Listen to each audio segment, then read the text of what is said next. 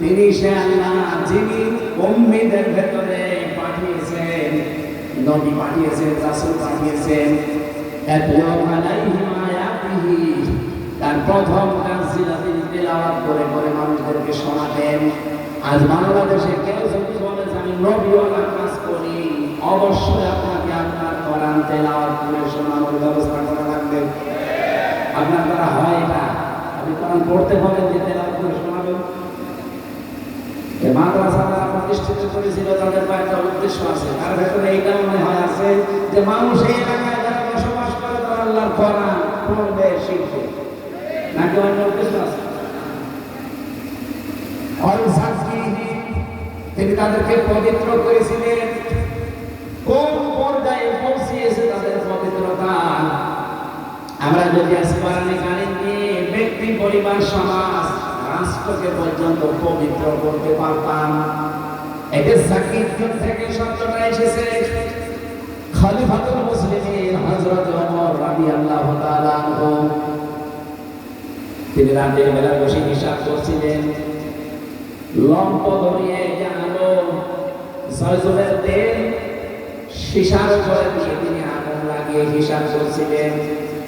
হঠাৎ করে ওই দেশের প্রধান বিচারপতি হযরত আলী রাদিয়াল্লাহু তাআলা আনহু এশার নামাজ পড়ে তিনি আসলেন। ডাক দিলেন, হযরত ওমর, প্রধান বিচারপতি আলী কিসের জন্য এসেছেন? রাষ্ট্রের কোন কথা আমাকে বলার জন্য, না ব্যক্তিগত পারিবারিক কোন কথা বলার জন্য? হযরত আলী ওই সময় প্রধান বিচারপতি, তিনি বললেন, না, আমার পারিবারিক জীবনে সমস্যা হয়েছে, ওইটা আপনার সাথে শেয়ার করার জন্য এসেছি, পরামর্শ নেব। হযরত ওমর সঙ্গে সঙ্গে তিনি বাতিটা নিভিয়ে দিলেন। হযরত আলীর কিন্তু মন খারাপ হয়ে গেছে। কি, আমি একটা দেশের প্রধান বিচারপতি এসেছি রাষ্ট্রপ্রধানের কাছে, উনি আমার দেখে আমার আলোক সজ্জা করবে কি, আর আলো নিভিয়ে দিলেন।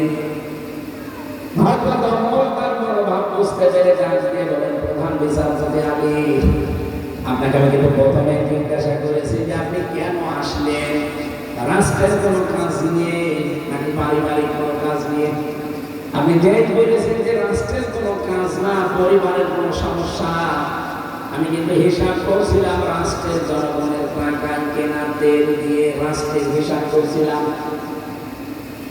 আপনি এসেছেন পারিবারিক জীবনের কোনো ফয়সালা নিতে, জনগণের টাকা দিয়ে এই হারিকেন বা লম্প অথবা মোমবাতির তেল বলে এটা দিয়ে আপনার পারিবারিক জীবনের কথাবার্তা শুনবো, কিয়ামতে আমি জবাব দেবো কি? হযরত আলী বলেন, কথাটা শোনার পরে তার প্রতি ভক্তি, শ্রদ্ধা যা ছিল আমার আরো বেড়ে গেল।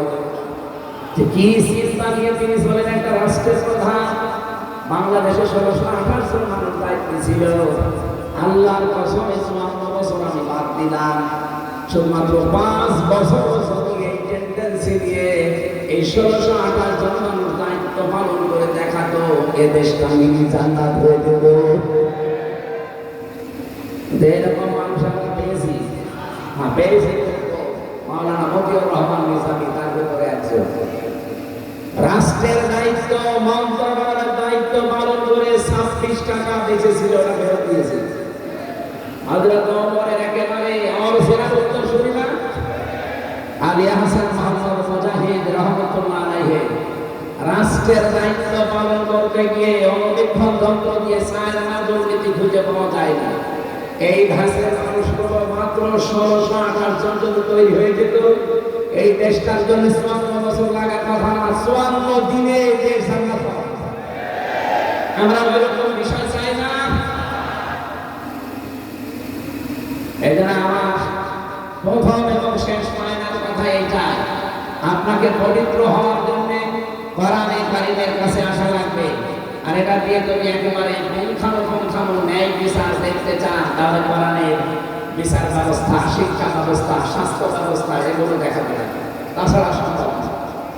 আল্লাহ রাব্বুল আলামিন আমাদেরকে বাস্তব জীবনে যেন আল্লিমুহুমুল কিতাব এর একটা প্রেক্ষিত, এর একটা মানে রাস্তা কিন্তু সামনে আল্লাহ তৈরি করে দিয়েছে। এখন বাংলাদেশের মানুষ চাইলেই সম্ভব কিতাবের শিক্ষা ব্যবস্থার সামনে জারি করার ব্যবস্থা করা। খালি আল্লাহ আলাইহি আয়াতিহি ওয়া সাহবিহি পর্যন্ত থাকলে হবে না। আইয়ুআল্লিমুহুল কিতাবা ওয়াল হিকমা, এই দুইটার সামনে এখন দেখানোর সময়। এরপরও যদি কারো ব্যর্থতার পরিচয় দেয়, আগামী 100 বছর আর আল্লাহ সুযোগ দেবে না। কথা বলে না কেন?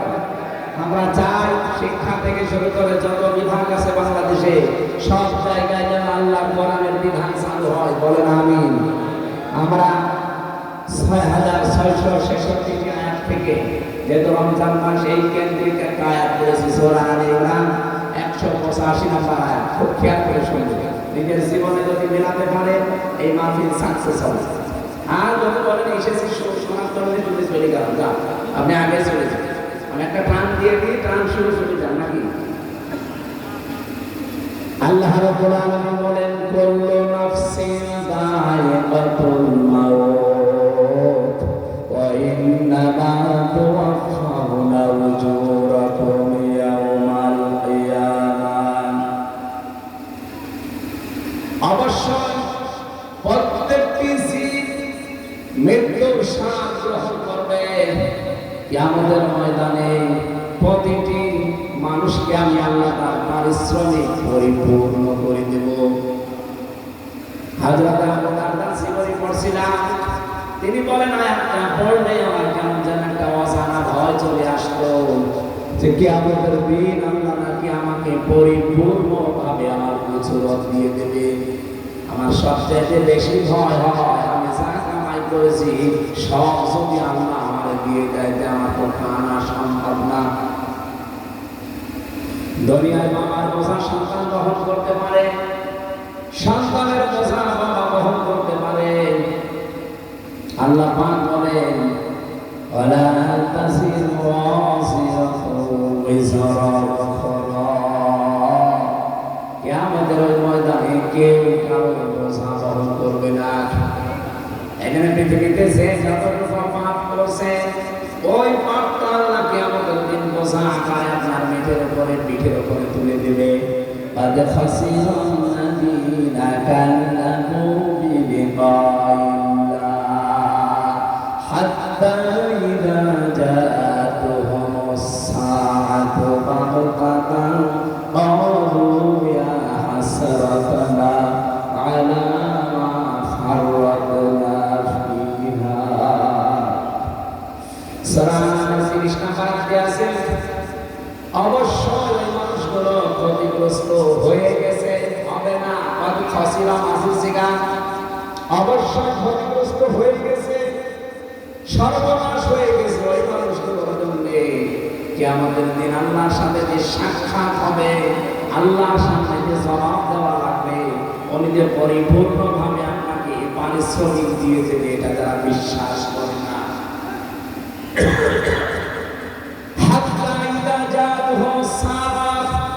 হঠাৎ করে যখন তাদের সামনে মরণ চলে আসে, যেখানে সাআতুনের অর্থ দুইটা। এখানে আলেমরা আছেন সাআতুনের অর্থ ভালো করে মিলাবেন দুইটা।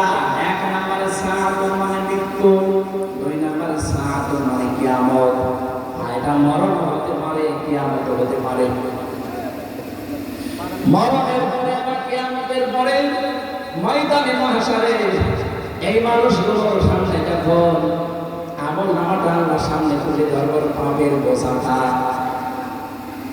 হঠাৎ ওই মানুষগুলো আল্লাহকে বলবে, ক্বালু ইয়া হাসরাতানা,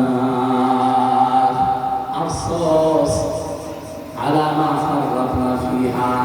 পূর্বে যা পাঠিয়ে রেখেছিলাম ওইটার দিকে তাকাবে, আফসোস করবে আমি কেন পাঠালাম এটা। এতটুকু আল্লাহ যদি শেষ করে দিতেন আমি আয়াতটা পড়তাম না। এর পরের শব্দটা আমাদের জন্য, অহুম ইয়াহমিলুনা আওযারহুম আলা যুহুরিহিম আলা সামা ইয়াজিরুন। রব্বুল আলামিন বলেন, ও মানে এবং হম মানে তারা, ইয়াহমিলুন এটা হামালা, ইয়াহমিলুন মানে বহন করা। এটা মজারে বর্তমান ভবিষ্যৎ প্রেজেন্ট ফিউচার, ঝাড়ের বহুবচন ঝাড় সুহুর মানে পিঠ, হম মানে তাদের। আল্লাহ বলেন কিয়ামতের কঠিন ময়দানে যখন তার পিঠের উপরে তার পাপের বোঝার সমূহ চাপিয়ে দেব, এদিকে খেয়াল করুন। আল্লাহ কিন্তু ছাড় দেননি, আও ছাড় দিয়েছেন। প্রশ্ন আসতে পারে, আমি এখন 33 বছর বয়সের মালিক, কত আমার এই 33 বছর বয়সে আমি সব অপরাধ করেছি, একটা বান্ডিল বেঁধে বোঝা আকারে আমার পেটের উপরে তুলে দিলে এটা ছাড় হয় বছর। তাও জানছিলেন কেন?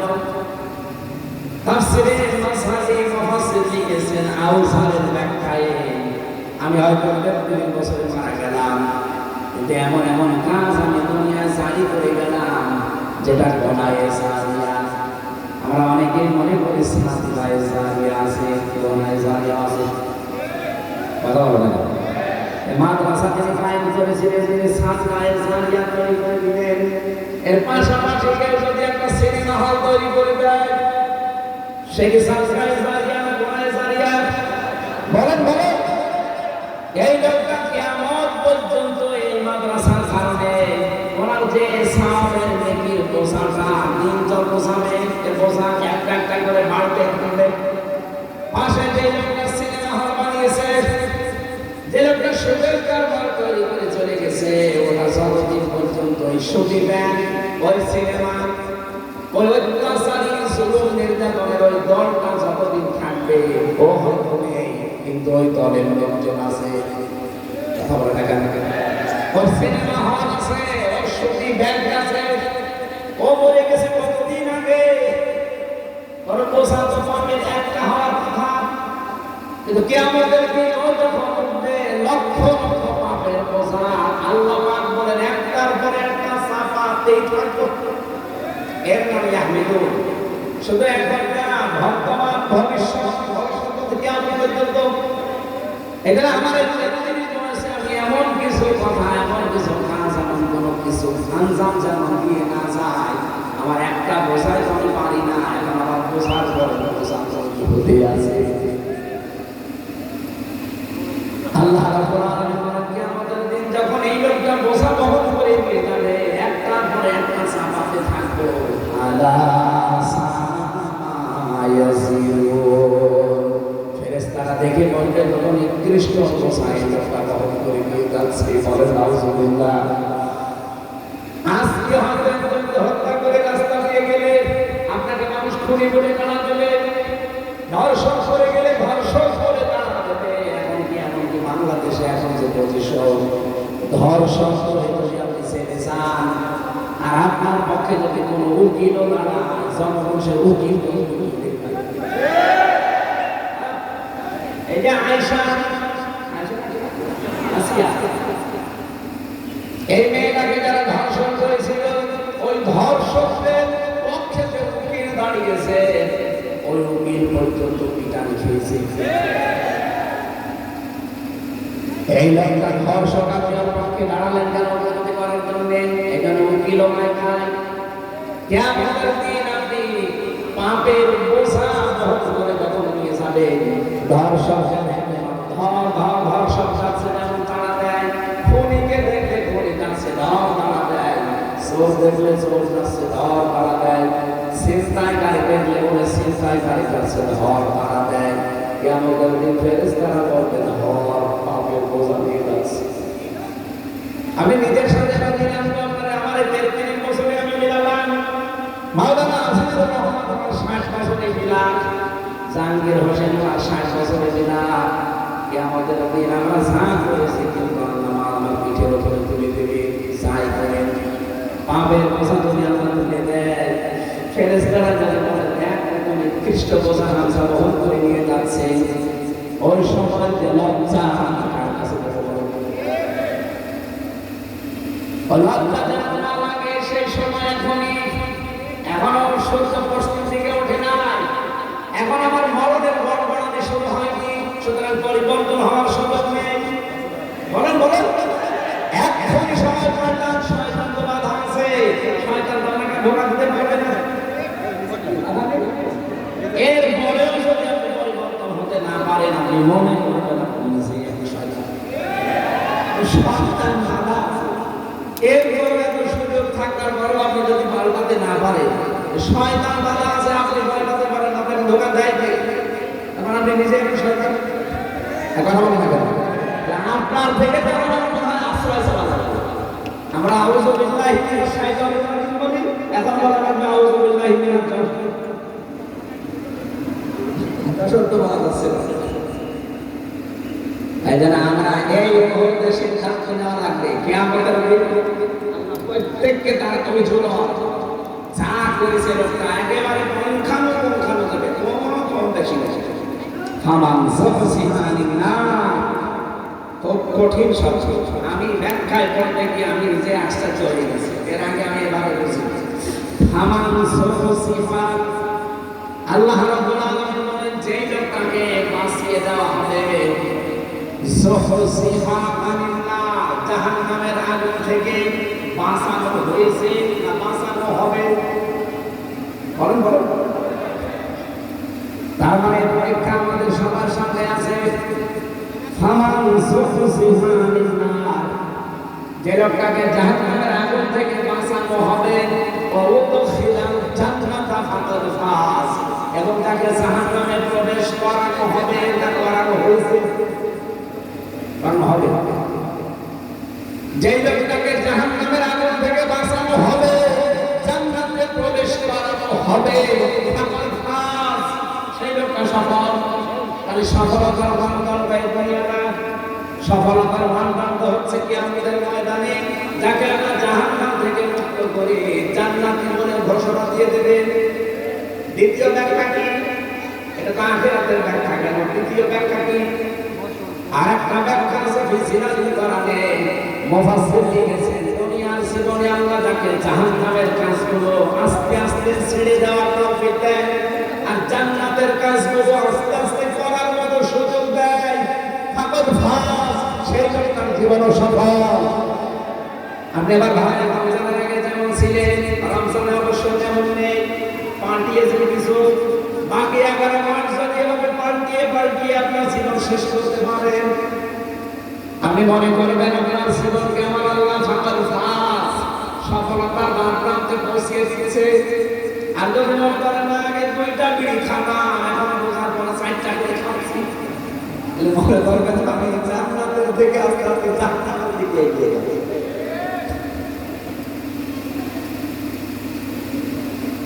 এই যে জান্নাত আর জাহান্নাম দুটো শব্দ, একটা প্রথম জাহান্নামের একটা নাম আছে নার, জাহান্নামের নাম কি? এই জাহান্নামের নার আগুন, এটা পুরোটা যেহেতু আমার আল্লাহ আগুন দিয়ে জ্বালিয়ে রেখেছে, এই জাহান্নামে আল্লাহ দেবেন কাদের? এই জায়গায় একটা প্রশ্ন আছে। রব্বুল আলামিন জানিয়েছেন, ফাম ওয়া বুরিসাতিল জাহিমু লিমান ইয়ারা ফাআম্মা মান তাগা ওয়া আথারাল হায়াতাদ দুনিয়া ফাইন্নাল জাহিমা হিয়াল মাআওয়া। বলেন আল্লাহু আকবার। রব্বুল আলামিন বলেন, জাহান্নামকে সেদিন দৃশ্যমান করা হবে, আমাদের সামনে নিয়ে আসা হবে। পৃথিবীতে যারা সীমা লঙ্ঘন করেছে এই মানুষকে, আর দুনিয়ার জীবনকে যারা এসার করেছে, প্রাধান্য দিয়েছে, অগ্রাধিকার দিয়েছে, এই 2টা আগুন যাদের দুনিয়াতে ছিল তাদের এই জাহান্নামে দেওয়া হবে, আর জাহান্নাম হবে তাদের আশ্রয়স্থল। বলেন আলহামদুলিল্লাহ। সূরা নাহলের ভেতরে গেছি, ইন্না জাহান্নামা কানাত মিরসাদা লিত্তাগিনা মাআবা লাবিথিনা ফিহা আহকাবা। অবশ্যই জাহান্নাম একটা গোপন ফাঁদ, এটা একটা ঘাঁটি। এই ঘাঁটিতে আমরা কাদেরকে দেবেন? লিত্তাগিনা মাআবা, পৃথিবীতে যারা সীমা লঙ্ঘন করেছে আর যারা অস্বীকার করেছে। নবীজি বললেন, বলল উম্মতি আমার পথে বিমুখ নারী হোক আর পুরুষ হোক, প্রত্যেকে জান্নাতে যাবে। ইল্লা মান আবা, শুধু যারা আবা তাদেরকে জান্নাত আল্লাহ দেবেন না। সাহাবী বললেন, হে রাসূল, আবা কারা? ইলা ইয়া রাসূলুল্লাহ মান হিয়া আবা, নবীজি বললেন, মানা তো আনি দাখালাল জান্নাহ ওয়া মান আসানি দাখালান নার। ফাকাদ আবা। হাদিসের শেষ অংশের ব্যাখ্যা হচ্ছে এটা, এই পৃথিবীতে যে লোকটা আল্লাহর রাসূলের অনুগত করে চলবে, এই লোকটা নবীর সাথে জান্নাতে থাকবে। যারা আল্লাহর রাসূলের অনুগত করে চলে না, তার নিয়ম নীতি দেখে চলে না, এই মানুষগুলো আবা। আর আবা যারা, অস্বীকারী যারা, এই মানুষগুলো জাহান্নামী। বলেন নাউযুবিল্লাহ। আমাদের শিক্ষা এখান থেকে আমরা আবার আবা হয়ে যাচ্ছে না তো? বললো উম্মতি ইয়াদখুলুনাল জান্নাহ, নবীর প্রতিদিন উম্মতি জান্নাতে যাবে, শুধু আওয়াজ ছাড়া। আর জাহান্নামে যাওয়ার যে গুণগুলো শুনলাম, তার ভেতরে অন্যতম একটা গুণ, তারা আবা হবে। আবা মানে অস্বীকারী। কি অস্বীকার করে? সত্যকে সত্য জানার পরেও যারা অস্বীকার করে, এই মানুষগুলো হচ্ছে নবীজির ভাষায় আবা।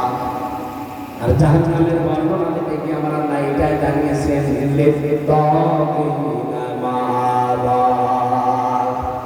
পৃথিবীতে যে মানুষগুলো সীমা লঙ্ঘন করেছে আল্লাহ, দুনিয়াতে যারা অস্বীকার করেছে আল্লাহর বিধানকে, লাবিথিনা ফিহা আহকাবা, চিরস্থায়ীভাবে এই মানুষগুলো জাহান্নামের এই ঘাটির ভেতরে উপস্থিত থাকবে। আর যশোরবাসী জাহান্নামে যাওয়ার একটা ভুলটা কিন্তু পেয়েছি অলরেডি। নারী হোক আর পুরুষ হোক, আমরা তো যা দেখতে পাই অধিকাংশ আমরা এই দুই ভুলের ভেতরে আছি। এক নাম্বার, আমরা সীমা লঙ্ঘন করছি।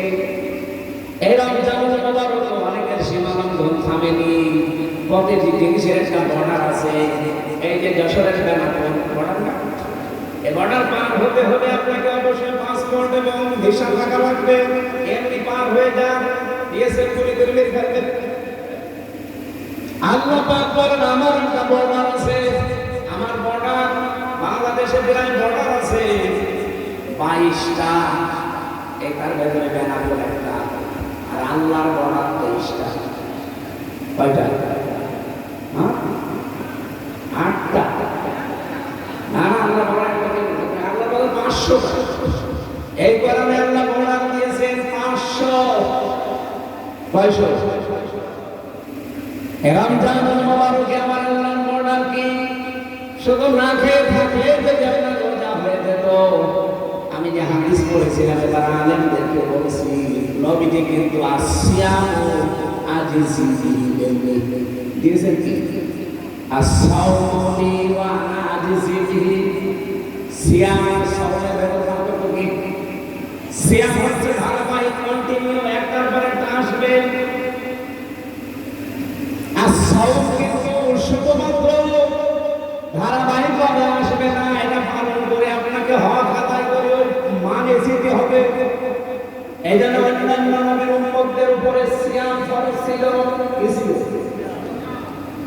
আমার এই কথাটা সবাই হয়তো বুঝবে না, এখানে বোঝার মতো কিছু মানুষ আছে, তাদের জন্য এটা আলাদা বলছি। সিয়াম আর সাওম এক জিনিস না। পৃথিবীতে যত নবীর উম্মত ছিল, তাদের উপরে সাওম ফরজ ছিল না সিয়াম?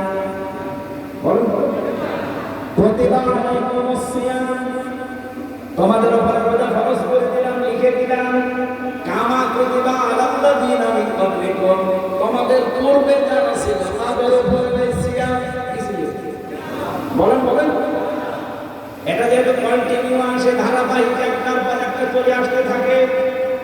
আপনি দেখবেন অন্যান্য নবীর উম্মতদের সিয়ামের সাথে আমাদের সিয়ামের মিল নেই। ইহুদিরা মুসাফির উম্মত বলে যারা দাবি করেন, ওরা পৃথিবীর একবারে সবচেয়ে বড় নিকৃষ্ট জাতি। ওরা মানুষকে ধোঁকা দিয়ে, ধোঁকা বানিয়ে দুনিয়া থেকে বিদায় করে দিচ্ছে। ফিলিস্তিনে যুদ্ধ বিরতির নাম দিয়ে মুসলমান শিশুদেরকে, নারীদেরকে ঘরের ভেতরে ঢুকিয়ে বোম বাস্টিং করে দুনিয়া থেকে বিদায় করে দিচ্ছে। এদের মতো ধোঁকাবাজ, এদের মতো অপকর্মকারী পৃথিবীতে আর নেই। এই পৃথিবীর যত বড় বড় অপকর্ম সব আপনি দেখেন, সেই সন্ধ্যা থেকে শুরু হয়েছে। এটা বিড়ি, যদিও সব তো এখানে পাশে হয়।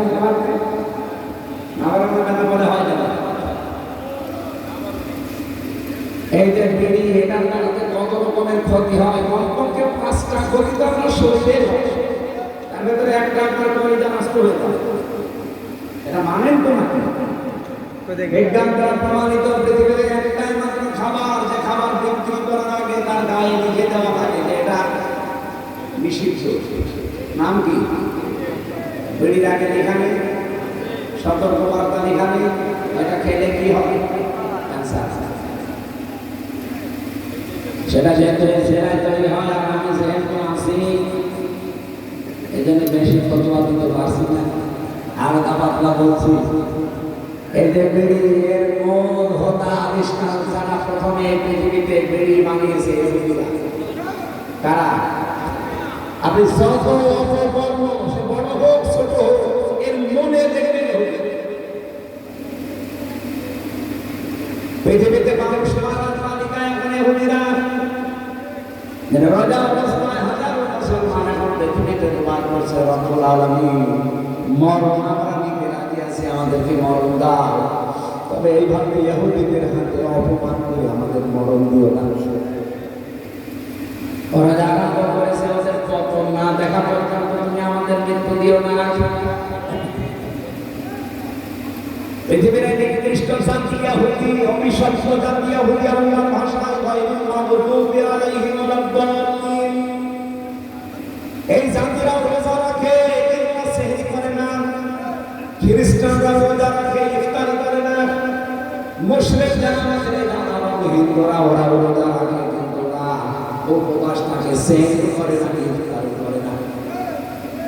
এর আগে যখন প্রেমিকরা সমুদ্রটা লিখেছে, এখানে হযরত মরিয়ম আলাইহিস সালাম তিনি রোজা রেখেছিলেন, তার রোজার ধরন ছিল আমাদের মতো না। আল্লাহ পাক সূরা মরিয়মের ভেতরে দিয়েছিলেন তিনি রোজা রাখা অবস্থায় সব খেতে পারতেন, সব পান করতে পারতেন, কথা বলতে পারতেন না। তাহলে মরিয়ম ওনাদের রোজা কি কথা বলা যাবে না, তাছাড়া সব করা যাবে, কি কথা বলে না? খ্রিস্টানদের, ইহুদিদের, মুশরিকদের রোজা দেখলেন, আমাদের রোজা তো আমাদের রোজা সেহরি আছে, ইফতারি আছে এবং 4টা জিনিস আছে। বলেন এই জন্য এর নাম সিয়াম না, এর নাম সাওম। নবীজির হাদিস, এটা হাদিসে কুদসি, আস-সাওমু লি, রোজা আমার বলতে ওয়া না জিসিবি ওয়া না উজজাবি, আমি নিজে পুরস্কার দেব অথবা আমি নিজেই তার পুরস্কার হয়ে যাব। বলে সাওমের বাইরে ব্যাখ্যা বলছি আমি 4টা। 1 নম্বরে খাবার থেকে, 2 নম্বরে পানীয় থেকে, 3 নম্বরে স্ত্রী সহবাস থেকে, 4 নম্বরে হারাম যত কাজ আছে সব কাজ থেকে আপনাকে বিরত থেকে আল্লাহকে দেখানো লাগবে, এর নাম রোজা। অন্যান্য নবীর উম্মতের উপরে কি ফরজ ছিল? সিয়াম। বলেন আমাদের উপরে রোজা। সিয়াম তো দিয়েছে, সিয়ামকে পরিপূর্ণতায় নিয়ে যেতে হলে অন্যান্য উম্মতের মতো আপনি খাবার খেবেন, কথা বলবেন না, রোজা হবে? হবে না। মরিয়ম আলাইহিস সালাম শুধু কথা বলতো, খাবার খেতেন, পানি খেতে, রোজা হয়ে যেত। আমাদের এরকম নেই। আমাদের রোজা হচ্ছে, রোজা থাকবেন কিন্তু 4টা জিনিস থেকে আপনি বিরত থাকবেন। এর ওটা কাঙ্ক্ষিত মনের পর্যায়ে পৌঁছাবে। আল্লাহ রাব্বুল আলামিন জাহান্নামের যে আগুন আছে এখান থেকে বাঁচিয়ে রায়হান নামক একটা দরজা দিয়ে এমন জান্নাতে প্রবেশ করাবে, যেখানে প্রবেশ করা হয়ে গেলে আল্লাহ তাআলা বন্ধ করে দেবে, অন্য কাউকে আর ঢুকতে দেবে না।